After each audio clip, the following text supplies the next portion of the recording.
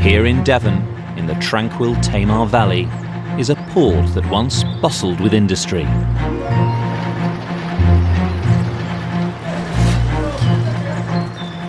Overground, farmers supplied Britain's growing towns and cities with fresh produce.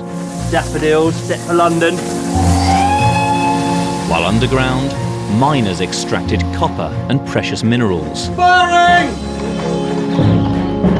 Now at Morwellham Quay, archaeologists Alex Langlands and Peter Ginn and historian Ruth Goodman are living the lives of Edwardian farmers for a full calendar year.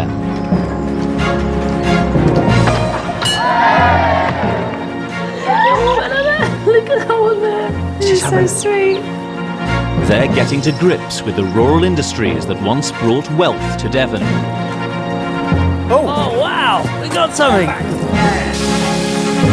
Previously, they've restored the market gardens that once covered the valley. You'll have one, because these are all for market.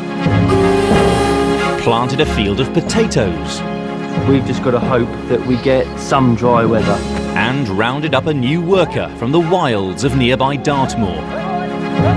One of our most important jobs, trying to start breaking him in.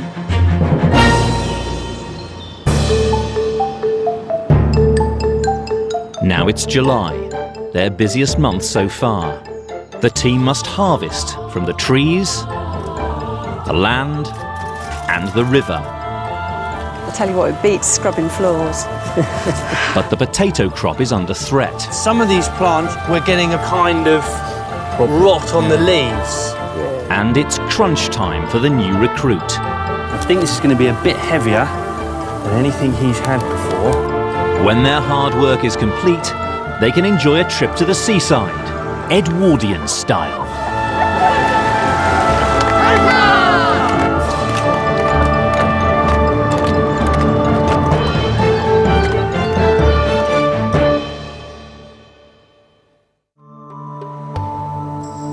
Harvest time in the Tamar Valley was the busiest period in the year.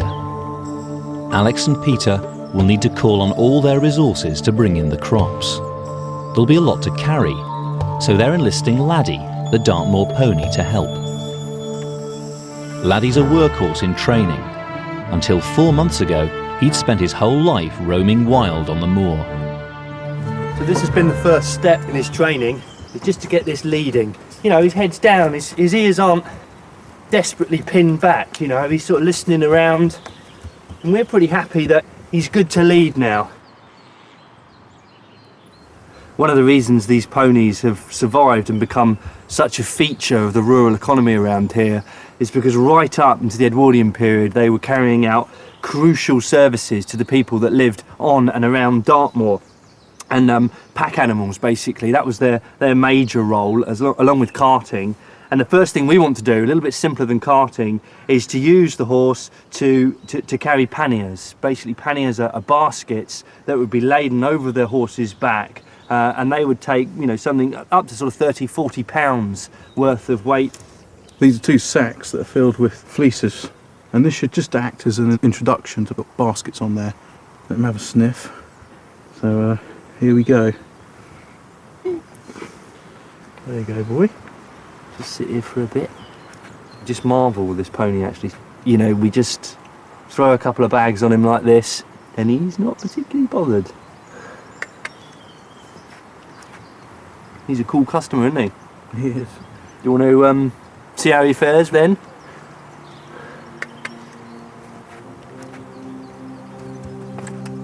Walk on.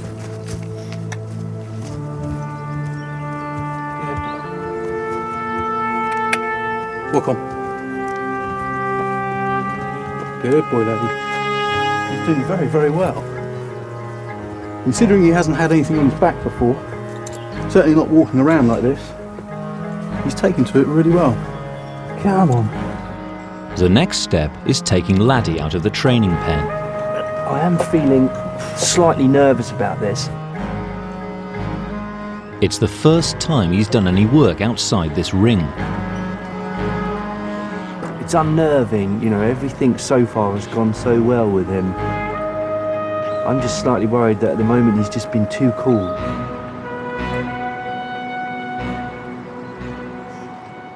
The first thing Laddie will have to carry is the cherry crop, the most important July harvest for many Edwardian farmers. In the 1900s, there were 12,000 acres of cherry orchards across Britain, compared to around 1,000 acres today. The Tamar Valley was one of the main producers. Only a handful of the valley's orchards remain, but Alex and Peter are hoping to harvest the valuable fruit. They need to find one important piece of equipment. We now need the ladders. It's critical that we have the ladders. We can't offer to help out the cherry harvest without having our own ladder. It's like turning up to a tennis match without a tennis racket. Well, we certainly have a selection of ladders here. We do. Cherry ladders varied in design from region to region.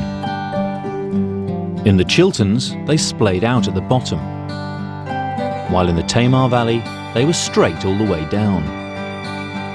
Wherever they were found, they had to be extremely long, because cherry trees can be up to 70 feet tall.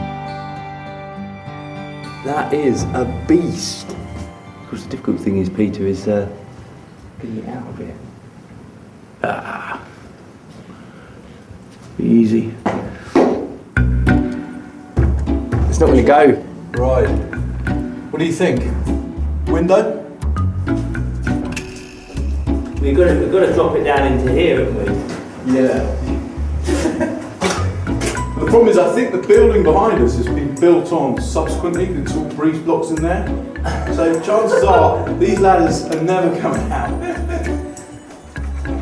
Watch that pane of glass, Peter. That's it. Don't. Okay, we're under. Oh. It's coming. It's coming. We're nearly there, mate. Well, of course, there's one thing getting it down. We've got to get it out of that entrance, haven't we? Ready? Ready? Oh. Step one. Okay, you bring it round. Yeah. And hey, presto! There we go.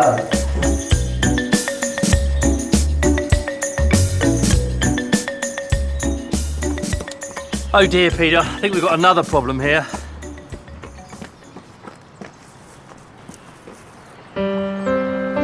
While the boys prepare for the cherry harvest, Ruth's getting on with another job for July. So this is a salmon net, the sort used in this river. That's right, yes. Keeping your nets in good repair would have been important. Salmon fishing was once a huge industry in the southwest, with up to 2,000 fish caught on the Tamar every year. Local fishermen Alex Scoble and Frank Lanyon were among the dozens of men who made their living in this way. It's over the top. So how old were you when you first started salmon fishing this river then? Oh, when I was going to school. Really? You were out as kids? Oh, yes. Netting? Yes. Netting salmon? Usually we went with the older salmon fishermen. Yeah. You know, I think it was cheap labour, really, because they never paid the boys very much. Were women ever allowed to go out on the boats? Oh, yes, there's nothing to stop them. Really? Because, I mean, the sea fishing, they wouldn't let them anywhere right. near, but on the river it was a bit different, was it? Well, myself, I was superstitious, really. I didn't like ladies in the boat. Didn't you? No. He let me and my daughter go with him. So it's just like special cases. Hey! Very good, isn't it? So can I join you then on a fishing trip? Yeah, I'll take you up on that. Mend the net and we'll take you on a fishing trip. That sounds a good deal to me. Yes, please.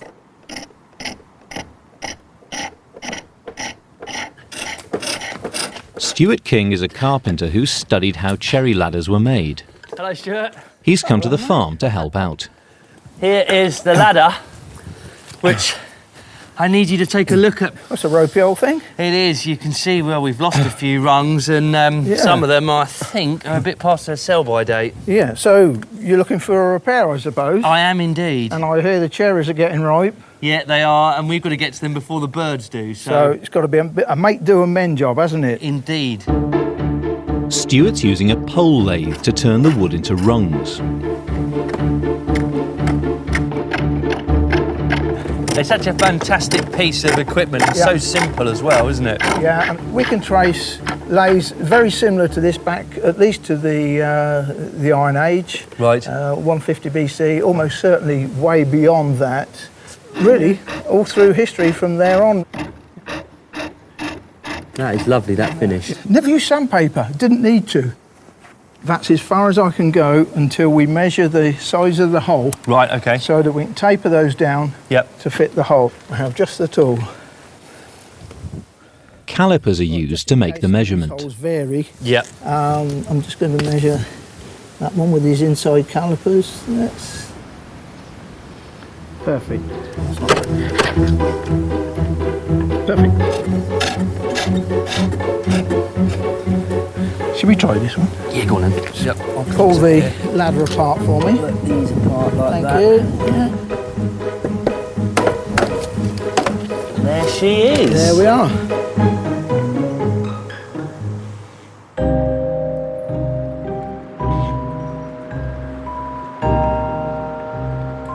Morning! Morning, hello. All the net's ready to go. Yes, all ready. Well, this is a great boat. Yeah. Either you can throw the net out or row the boat. Can I row the boat? Yes, certainly you can. See, I knew there was a reason my dad taught me to row. So The traditional method of salmon fishing on the Tamar is known as seine netting. It's one of the oldest occupations on the river. The net is 600 feet long. As it's fed into the water, weights along one edge cause it to stretch down to the bottom of the river. Fish are caught by encircling them in the net. Seine netting is currently banned on the Tamar, but they've been given permission to attempt it. aha, she's all in. So I just let the boat ride up onto the shore, yeah?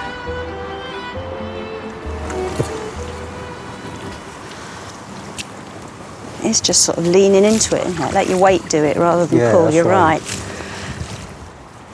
I'll tell you what, it beats scrubbing floors. Salmon could only be caught at certain times of year. When exactly is the season then? Well, it did range from March, well, it was then, March to August. So what are the chaps doing the rest of the year? Well, usually men in this part of the valley would go back and work on the market garden. Nope, she's empty. Empty. When you pull the net in and there's nothing there, they call that a hop out. Hop out. That's 'cause all the fish have hopped out. So now we load up again and just go That's again. right, yeah. So what's the biggest catch you've ever had then? Well, one cast of the net, 27. Woo. But for one tide, Yeah. we had 55. Gosh, that's a lot of fish in one tide. You know, out a bit, Ruth.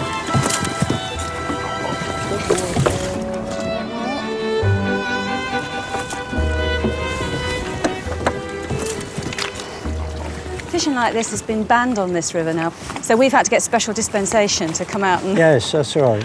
So if we do catch any fish, does that mean we have to put them back in? Yes, yes.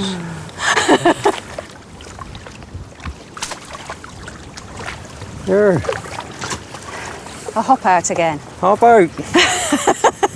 Hop out, Charlie Peace. It appeals to the gamblers in life. Those who like it slow and steady don't turn to fishing. So it's not just having a woman out with you then that's caused this run of bad luck? No comment. No comment, I like that. I don't care we didn't get any fish, I had a really good day. So have I. I've enjoyed your company. Oh, thank you. Proper job. Well, you know, when they do lift the ban, give me a call. Yeah, I'll we be back. will.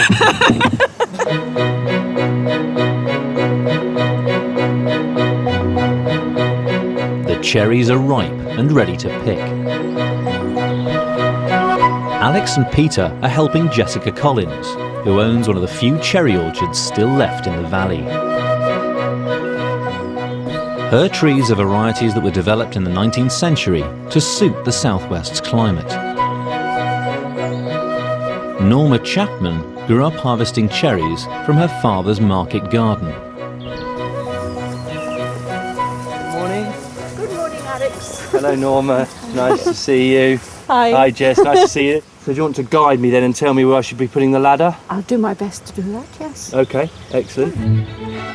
Positioning the ladder could be a matter of life or death. Cherry pickers were injured and sometimes even killed falling off them. And more round this way. This tree's a funny angle. I mean, the excuses are coming out now. The curses will be coming out later. It's the moment of truth for the old ladders. It's feeling pretty sturdy. Waiting for those telltale creaks.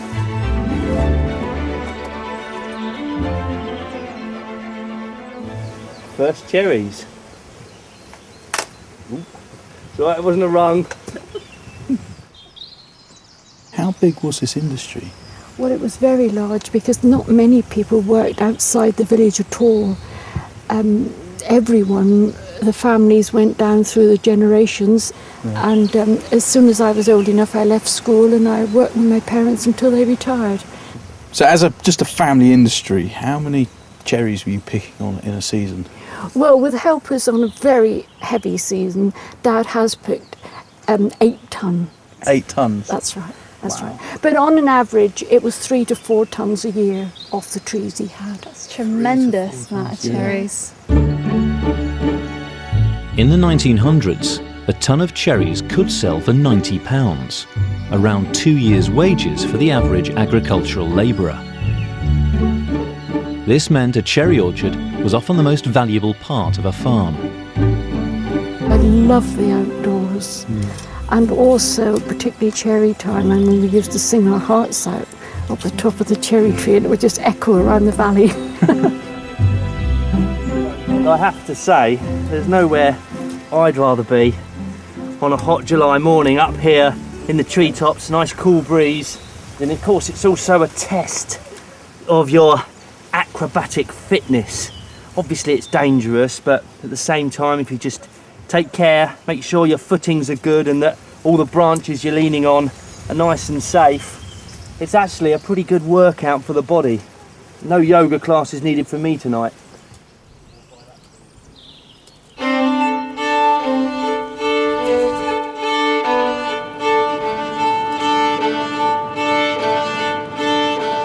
Up on Dartmoor, the weather's closing in.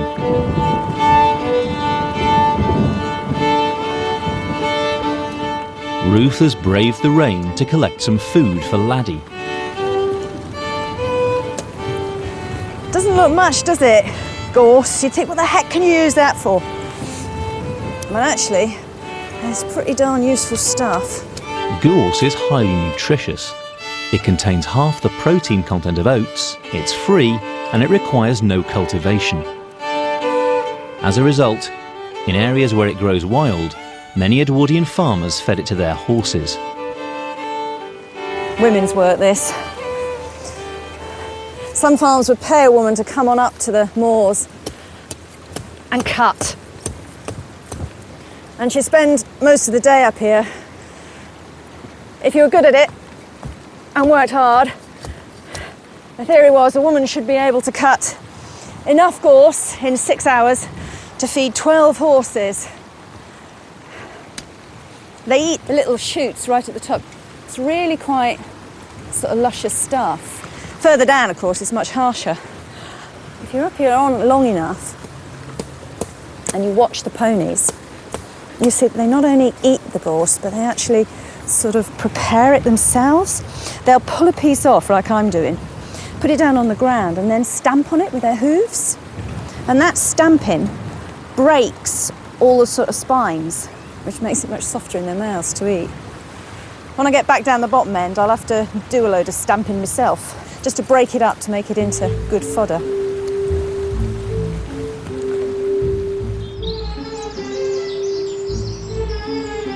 I have to pick them at the stalks in. As soon as the stalk comes out, all the juice runs out. Of course, if you don't, you can eat them. And that one doesn't have a stalk. Oi, Alex!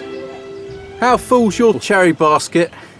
Not too bad. I'd like to say it was half full, but it's probably looking closer to a third actually. Well, you can still see the bottom of my basket. Is that because more of the cherries you picked are in old Tummy Tumpkins, Peter? He knows me too well. No, Alex! It'll be the ruin of this farm, that one. But what do you think of the stand of the cherries? I mean, there are a few. I mean, I don't think that one's going to. There may be one or two red ones, but on the whole, they're very good indeed. And you haven't broken them. You've picked them with the stems on, which they carry well. What would happen to them now? They'd be bought that day, would they? Yes, yes. 9 times out of 10, very rarely did they wait till next morning. Right. The order was gone. Right. They were that popular. Yes, they were, definitely. And there's probably a reason why they're that popular, isn't there? Because really good. Yes. Now, I've been really good. I haven't actually tasted one. Haven't you? I've waited till I've got down here, and I'm just going to give this one, because it's especially dark, this one. Yes, that one's much sweeter than the others. That is absolutely delicious. Doesn't taste like that from the supermarket, does it? No, no, not at all. I mean, that's completely different. That is a taste sensation. That gets in around the jaws. That does. Yeah. That's so sweet. They're incredible. True Tamar Valley cherries. Wow, brilliant. How are you getting on, Peter? I've got a little bit of tummy ache. And not very many cherries. I'm going to head off now and go and get Laddie, the pony, and we're going to charge him with carrying these panniers full of all this produce. Yes. So I'll say a big thank you. Thank you. Thanks ever so much for your time today. Thanks for letting us get involved, Jess. That was brilliant. Fantastic. I'll let you fill that up. I'll go and get the pony. I thought in order to sort of like calm Laddie down so he wasn't too skittish, get him in a good mood, I'd get him really full. Anybody with a really full stomach tends to take things a little calmer. That's my theory anyway. And you can see all the green, juicy sap being released. When you look at it straight on the bunch, it looks as dry as anything, but bash it a bit and you can see it's actually quite succulent.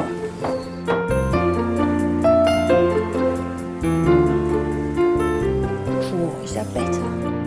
You're feeling good now, eh?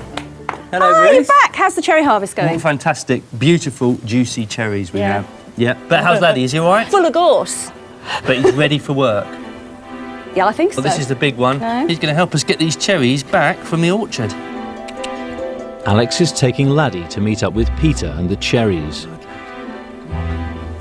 See, this is what made this creature so great down here in the southwest, because the advantage of him was quite simply that he could take a straighter route from A to B than a cart could. You can undoubtedly get more in a cart, but with a cart with wheels, you're always in danger on these steep slopes of running away from yourself.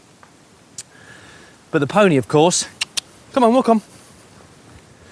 Well, they could go anywhere that a human could go. Doesn't matter how steep the valley sides were, they'd be able to cross them. So they wouldn't have to make massive detours to bridges and much easier inclines to carry produce.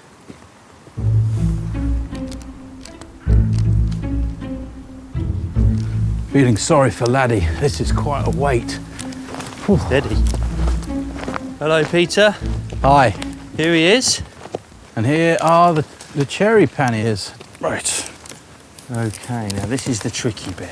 I think this is going to be a bit heavier than anything he's had before. Okay, we've got the edge of this one. Got that one. I just hope he's going to be all right with this weight. What do you reckon, fella? Hey. Hey? Walk on. Come on, laddie. Come on, Laddie. Good boy. First day of work. How does it feel? Come on. Good laddie. Good lad. These panniers do seem to be working out really, really well. He's just taken to this like a duck to water. It's amazing. It really is. You would not really fathom the fact that he was a wild pony on Dartmoor merely a couple of months ago. And now he's an integral part of our farm team. He's the guy doing all the work.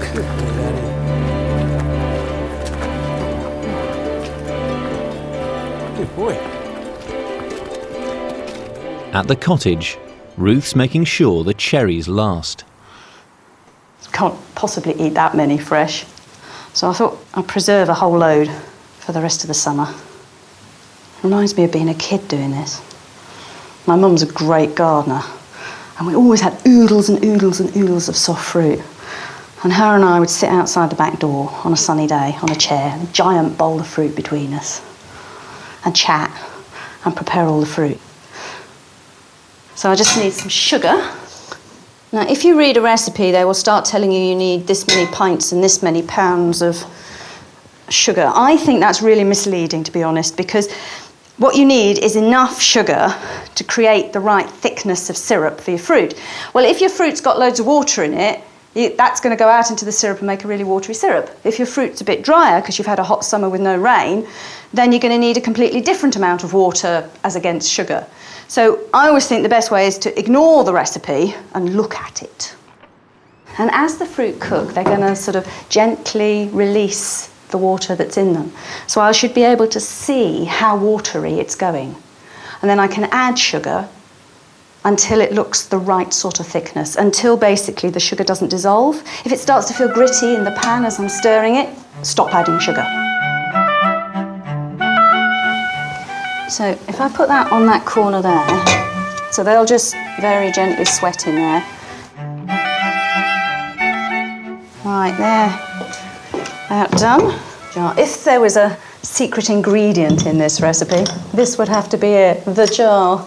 But by the Edwardian period, very cheap, readily available glass jars were on the market by a number of makers, but particularly the Kilner jar. Kilner jars revolutionised home preserving. Invented in the 1840s, this system of jars had airtight seals and interchangeable parts, so any lid would fit on any jar. You wouldn't think something like a different sort of jar would make such a difference to ordinary people's diets, but it did. If you can preserve your own fruits and jams easily and cheaply, then the amount of vitamin C that an ordinary family can get through the winter, it just rises enormously, doesn't it? I mean, we're so used to being able to get fresh stuff from all over the world, but in the Edwardian period, preserved fruit and veg was relatively new in common people's diets. And this is the format it was most often in. So there's my cherries in my jar, rubber seal on the top, and my glass lid slips on over, and a screw top. And of course, because it's gone in hot, as it cools, I get a vacuum, and that will help the preservation. And we shall be eating cherry puddings, cherry pies for ages. Bringing in the cherries was cause for huge celebration in the Tamar Valley. Throughout the Edwardian period, a local landowner hosted an annual party for the children on his estate. This was known as the Cherry Feast. Here you go, cherry pie. Chaps, take a seat. It was often attended by a rector from the Church of England. But I think, boys, you should take off your caps. You're going to say your prayers. Let us pray. In the name of the Father, and of the Son, and of the Holy Spirit. Reverend Lamb is the rector of nearby For what we parish are St about to Melian. receive, may the Lord make us truly thankful. Amen. Amen. Amen.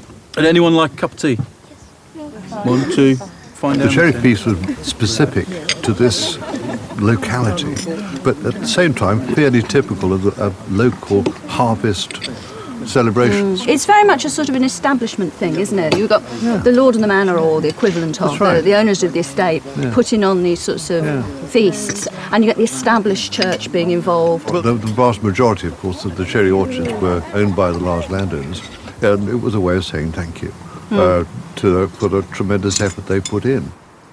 This child has not finished his pie. An unseemly waste of good food. He needs more tea, that's Oh, what it dear is. me. A little more tea to wash it down. This sort of food, I mean, cake and pie and cream, this would Yes. have been quite a treat. Oh, huge, yeah. And also the great fun of eating outdoors. Yeah. But it's sort of a street party atmosphere, Yeah. it would have been. But they would have been on their best behaviour. Even so. Even so, yeah. Harvest celebrations were a welcome break for Edwardian farmers. Rural workers' holidays were few and far between. Many farmers only had one day out a year. So that's the cherry harvest over and done with. Yeah, potatoes next. And have a little thing to cheer us up. The church, day outing at the seaside. Really? Yeah. Our Methodist chapel at the seaside. Fantastic. Yeah, but What? I know. What? you're going to have to smarten up, Peter, at some point. Well, They won't let you on the beach, Peter, looking like that. Don't worry, mate. I'll get you a suit. A suit to die for.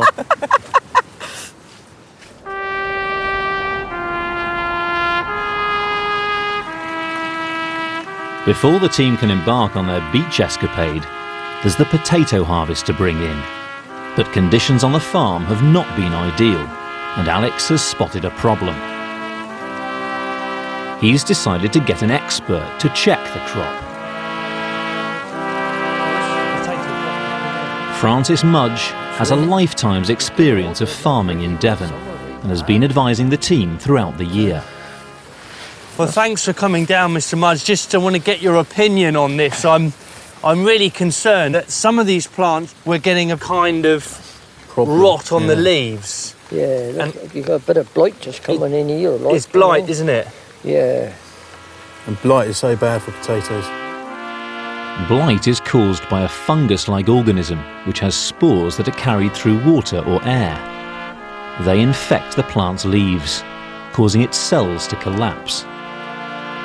Blight frequently destroyed potato crops. But there are emergency steps the boys can take. If you cut the tops off now, you'll save the potato. But he won't grow no more. Right. It may be a bit on the small side, but it's better to have a small potato than no potato. Than no potato at all. Yeah. Right, we've actually got to behead all these plants, take all of these plants off. Cut them off. And right. Including the ones without blight? Well, yeah, because then liable to catch it.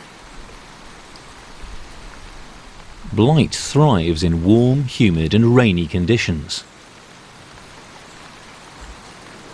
This must have been the potato grower's greatest fear, a summer of rain like this. Typical Devonshire weather, like, you know. Right. They say sunny Devon, but you still get the rain, right? You know? Yeah. Sunny Devon. I've heard that one too many times. Yeah, very.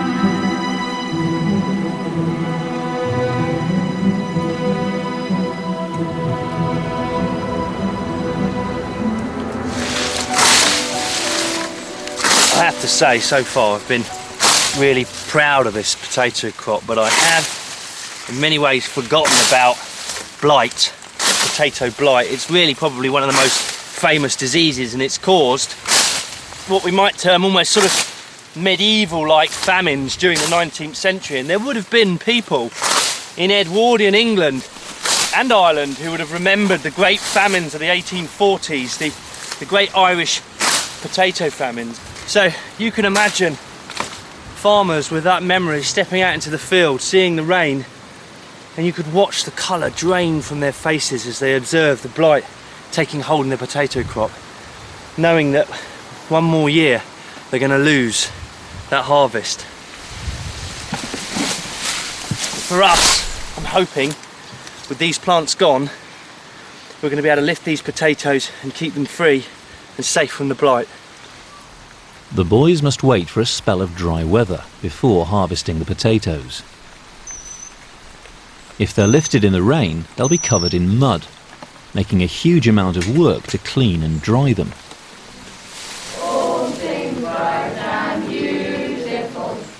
To bring in the summertime crops, many farmers enlisted extra help.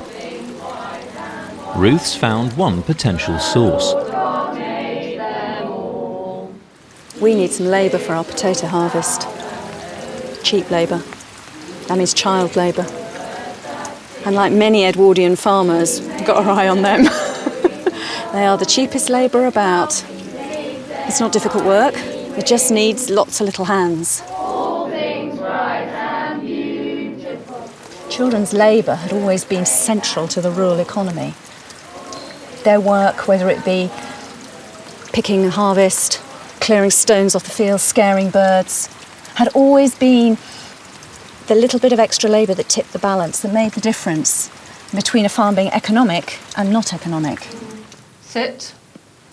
In the 1900s, Morwellham had a village school. Together, bow your heads in reverence and close your eyes. Valerie Aldred is a teacher who reenacts classes from the past. In the classroom, there would have been probably around 60 children, depending on the time of the year, because in the summer, when the harvesting was taking place, most of the boys would have been out on the fields doing their jobs or helping their fathers. And the schoolmarm probably would have turned a blind eye. Affirm the authority of the mother over the sons. So around the turn of the century, there was a shift in the way people thought about schools. For the first time, many began to believe that children's education was more important than their jobs. From the 1870s onwards, a series of laws made schooling both compulsory and free. The school leaving age rose, but there was still a demand for children to work. When I say the words commence, I would like you to... The school leaving age was raised to 12, but if the children were able to pass their standard exam at the age of perhaps 10 and a half, then they were allowed to leave. So the pressure on children to get through that exam from their families could be intense. Maybe at 10 and a half, you could be bringing in money that made the difference between meat once a week and meat never. But only if you could pass the exam. And immediately I can see that one or two of you have improved, and one or two of you need to practice a great deal more. Practice makes perfect. Repeat. Practice makes perfect. And again. Discipline was extremely important, bearing in mind that, of course, adults were superior to children. Children should be seen and not heard. And speech is silver, silence is golden. And the schoolmarm was queen, absolutely. And the children did what they were told or they were punished. They'd probably be quite glad. Have a bit of running around in the mud. Once the potatoes are harvested, the team will head off for a trip to the seaside. Ruth's called in an expert to help her prepare. Luca Costiglialo is a costume designer who specialises in historical clothing. Hello. Luca! He's come to show Ruth how to make one crucial garment. I've always really fancied one of these bathing suits. I don't know why. They could really be made by anyone anybody. At home. Yeah. Edwardian swimming costumes were made from woven fabrics such as wool crepe. I've always been fascinated with the idea of wearing wool to the seaside. I've always wondered what happens when you come out of the water, how, how baggy the costume will become. And yeah. So I'm just going to cut the pattern out. The design of women's swimming costumes was fraught with controversy in the Edwardian period. Victorian women had worn bathing dresses, which when wet could weigh up to 30 pounds, making it difficult and even dangerous to swim. But around 1900, a new one-piece costume appeared, dubbed the skin suit. Only the most daring women would wear it. Luca's chosen a more traditional option for Ruth. I decided to go for a two-piece, a little blouse with a belt and some bloomers. I think is the... Okay, I'm ready to cut the cloth now. Bright red, what a choice of colour. I think it's quite a nice colour to wear on the seaside. I mean, I don't think anyone was really supposed to be that attractive in this kind of clothes. It's not a sunbathing suit, is it? No, not at all. Only for wearing in the water. Exactly. Let's get the needles out. When are you going to the seaside? Well, next week, I think, is the plan. Oh, where? It's a town called Lynmouth. I'm so sorry that I'm not going to be there seeing you bathing in the sea in this. Right, I'm ready to go on the machine. Yeah? Yes. Ooh. I love the gold foliage. the length of stitch as well as the forward and backward stitch. It's controlled by the stitch regulator handle A, see illustration. Sewing machines were indispensable to many Edwardian women. Though ready-made clothes could be bought in department stores, a lot of women still preferred to make their own. I love these old machines. But I mean, look how beautifully the bobbin gets filled. It's just engineering so precision, precise. isn't it? Once you get into the rhythm of it, you can go quite fast.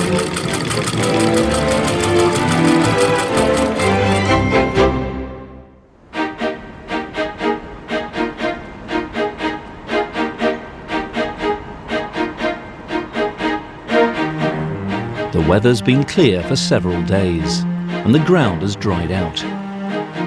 At last, the boys have a window to harvest the potatoes. Local farmer David Udy has brought along his potato lifter.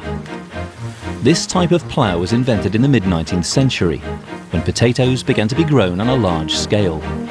Bit stony just as you go in here. Oh, look at that, look at this. Bountiful crop. A river of potatoes. I'm just overjoyed to see that we don't have any signs of blight on the potatoes, so it was definitely worthwhile cutting the heads off. But the lifting plough is struggling to dig out all the plants. It's just about getting this plough to the right depth so that we get underneath the plants and lift them all out. I mean, it's a fairly heavy-duty piece of kit, isn't it, these ploughs? Fortunately, David's brought along another contraption, a potato digger.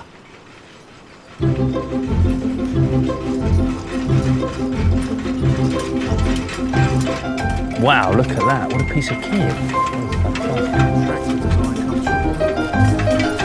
Well, let's see what it can do.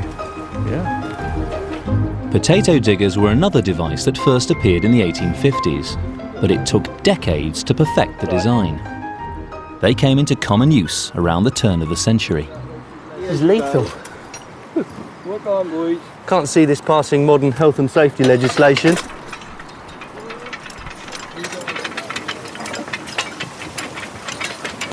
Nope. It's raining potatoes.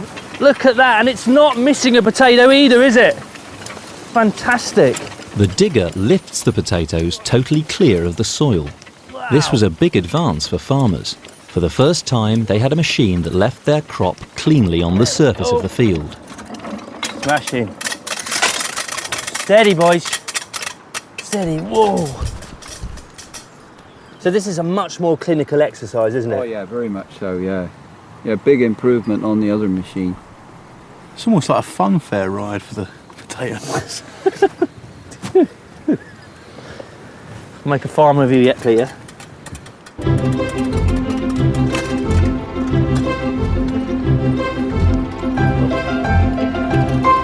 There he does it.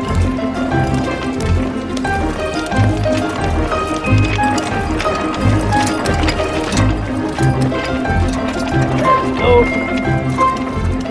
Smashing. Steady, boys. There we go. That job was a lot quicker than I thought it would be. Didn't take long, did it? It doesn't with this piece of kit. No, still a very good job. It must have been quite revolutionary when these things turned up on British farms then. Oh yeah, yeah. And it's got on Britain's best machine. Is it Britain's best machine? Well, I'll vouch for that. But before the team can get the potatoes in, the weather's turned against them. It's terrible timing for the crop, which is now covered in mud and in danger of rotting in the field. The school children are quickly pressed into service. Okay, down to the bottom first. Bottom of the field first. Always easy to work uphill.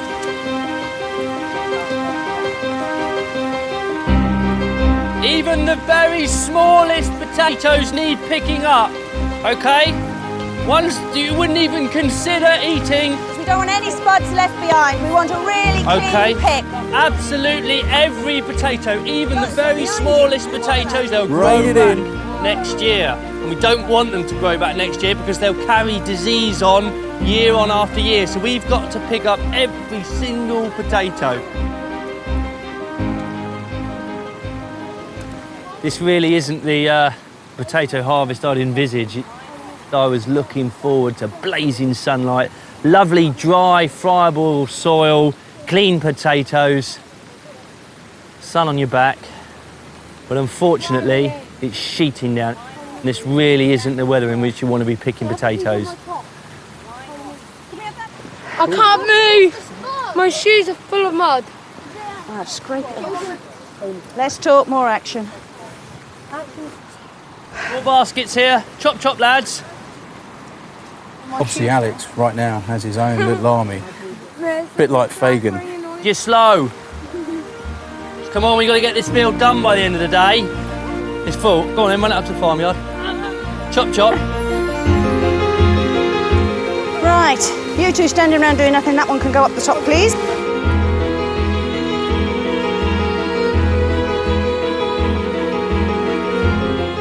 The new education laws and advances in machinery meant that the use of child labour on farms began to fall.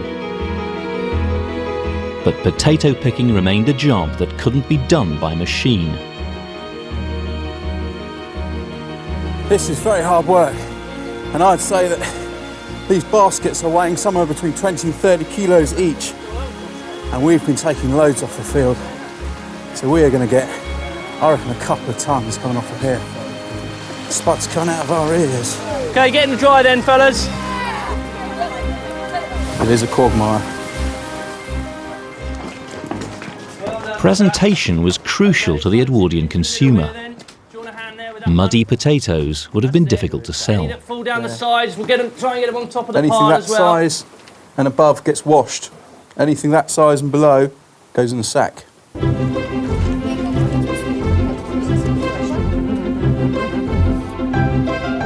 I like your system. It's good ingenuity. It increases productivity, which means you get paid more. Yeah! Do you know how much you get paid? No. Sixpence for a day's work. In modern money, that's about £2.50. How's that sound for a day's work? Yeah, Good? Well, good. That's good. What I like to hear. Keep at it, boys.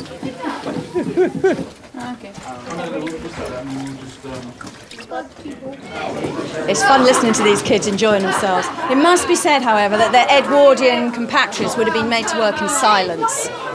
After all, you do more if you're quiet, you're concentrating on your work. So there wouldn't have been quite so much chatter as there is today. Sack there. That's a good sack of spuds, that is. Oh, flipping heavy. Right. It's been a hard couple of months. Thankfully for us, we've got a day out coming up. It's the church out into the seaside. I've been thinking about it for ages. Fingers crossed for the weather.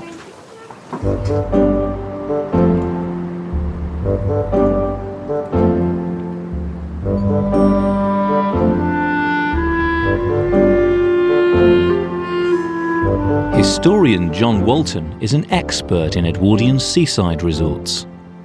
For so many ordinary people, this was the chance to have a day out and do what the tourists do. Well, especially if you worked on a farm. Exactly. It was the only time you'd get to do it. Once a year at best, and always it will be something like the chapel or church outing. As it's a Methodist outing, of course, people would be on their best behaviour in all sorts of ways. You could do a bit of courting on the back seat, but really, you couldn't misbehave too much, including not drinking.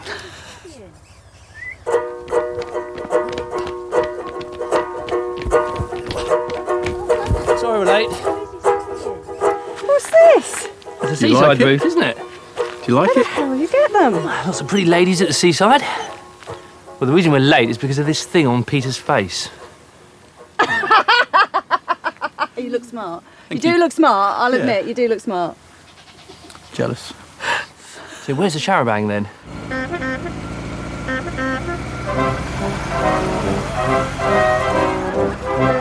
Charabancs were a popular vehicle for Edwardian group outings.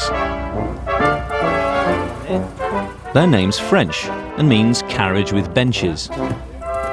OK, we're ready to go. Originally, they were pulled by a team of horses, but in the 1900s, motorised charabancs became an exciting new alternative.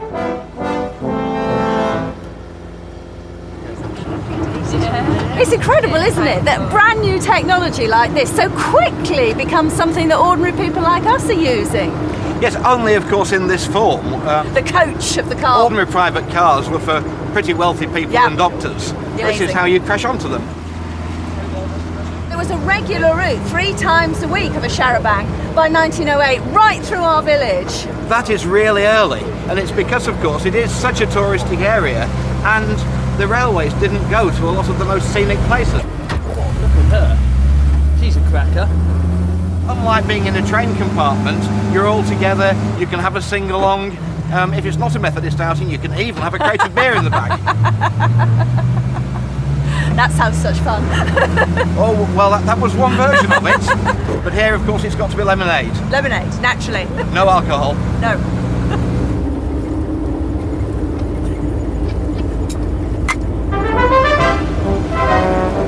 The team are heading to the Devon resort of Linton and Lynmouth. Before the late 19th century, it was hard to access. The beach lies at the bottom of a 500-foot cliff. But a major feat of engineering opened it up to tourists: a funicular railway. This is a fantastic piece of technology, John. When was it built? It opened in 1888, right. At a time when this sort of thing was being set up all over Britain, all over the coast, right. and some inland too. Right. But this is an amazing place to have one. It was 20 miles from the nearest railway, and really it was in the middle of nowhere. This is all about tourism then, that's the industry that's taking off. Absolutely, obviously it's convenient to be able to get from Linton at the top to Lynmouth at the bottom and back again. Right. But it's for tourists rather than locals. I have brought players. We've actually got some sun, just a tiny little patch of it. Oh, well, no. But I love the sea, don't you? Edwardian Britain had the most developed system of seaside resorts anywhere in the world. There were almost 150 of them, welcoming millions of visitors each year. The seaside was packed with distinctive entertainments. Ladles and jellyfish, we are the Pier Echoes. Huzzah! Tony Liddington manages a troupe of historic performers.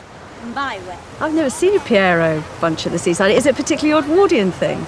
Well, it started in 1890 in Britain. My name is Bonnie And they would perform on promenades and on the beaches, and they'd collect the pennies and the halfpennies from people sitting around. I say!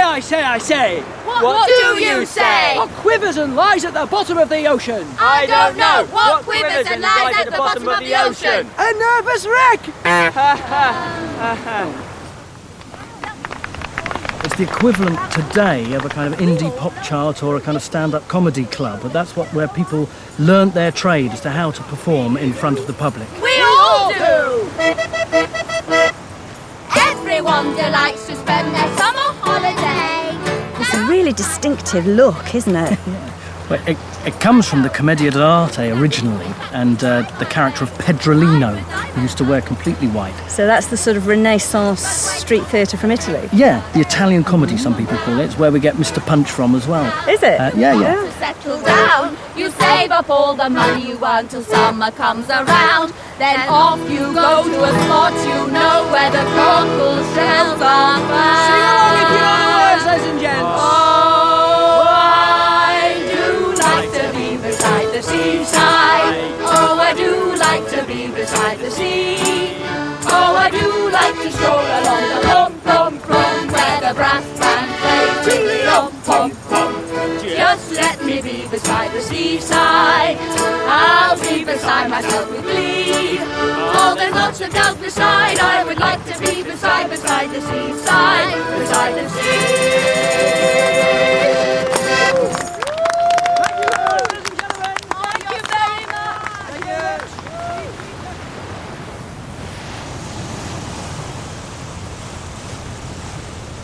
Sat here in my blazer, my waistcoat. I'm pretty hot. Oh no.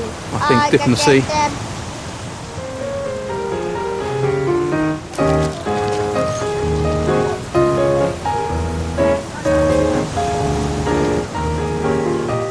Have a scotch.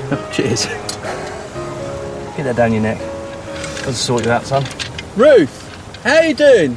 They can make these things a bit bigger, couldn't they?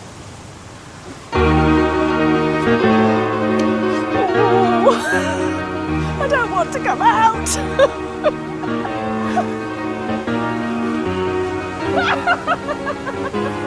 We ready for this? 1, 2, 3.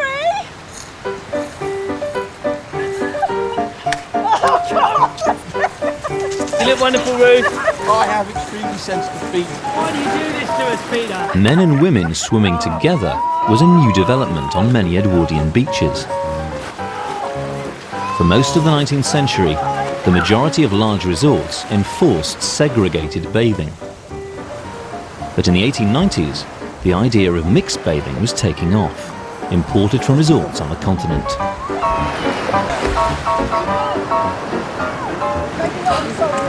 Oh, I feel better for that. We could have picked a better bathing beach, but that was fantastic. Oh, I feel invigorated. Oh. It was good, wasn't it? It really was fantastic. good. I've certainly built up an appetite now. I need a good Edwardian bit of grub. Here we go. Mr. Punch, where are you?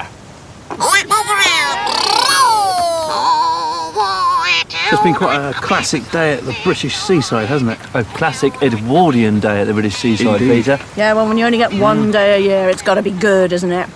Here we are finishing up the day with fish and chips, that great Edwardian dish.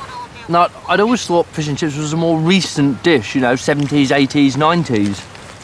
Well, it developed really in the last quarter of the 19th century, quite explosively, with steam trains, with steam trawlers, with refrigeration, and more popular purchasing power. So pretty much everyone in England could have had a fish and chips supper at least once. Oh, probably once a week. Even people in rural areas could enjoy a fish supper, brought to them by a horse-drawn fish and chip van. Well, it's been a fantastic July for us, it really has, and to end it with a traditional Edwardian seaside experience has really put the icing on top of the cake, hasn't it? But you're not escaping until I've got a photograph of you all. Well, actually, John, perhaps you could take the picture when we get all three of That us. seems a really good idea. Thank you. Ready, boys? Charming man. Charming, yes.